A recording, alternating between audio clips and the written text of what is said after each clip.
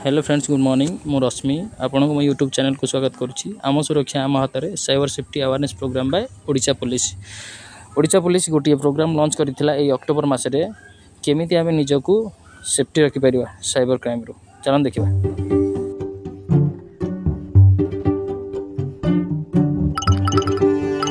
ओली तुमे टंका हेरफेर रे जड़ित जदि तुमे हमको सहयोग न कर तेबे आमे तुमको एबे गिरफ्त करिवु। हाँ गिरफ्त करिबे, किंतु मु तो किछि भूल करी नाही।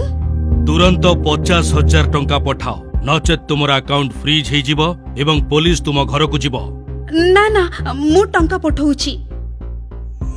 स्टॉप ओली, एहा एक ठकेई। एहा को डिजिटल गिरफ्त कह जाय। प्रकृत पुलिस अधिकारी केबे भी फोन कॉल रे टंका दाबी करंती नहीं कि गिरफ्त करंती नहीं। ठक माने पुलिस किंबा सरकारी एजेंसी हेबार अभिनय करंती। से माने आपन को गिरफ्त, आपन को अकाउंट फ्रीज किंबा आपन को बदनाम करिवार धमक देथांती। केतेक समय रे से माने आपन को वीडियो कॉल रे रहबा को मध्य बाध्य करंती, जहां आपन को टेंशन को 10 गुण बढ़ाई दिए।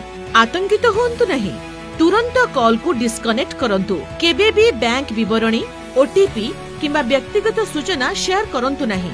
जदि आपण एपरि कॉल पांती तेबे 1930 किंबा cybercrime.gov.in को रिपोर्ट करंतु।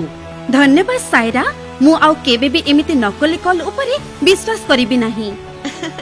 राइट, आमे जानि रखिबा उचित जे डिजिटल गिरफ्त केवल डिजिटल ब्लैकमेल।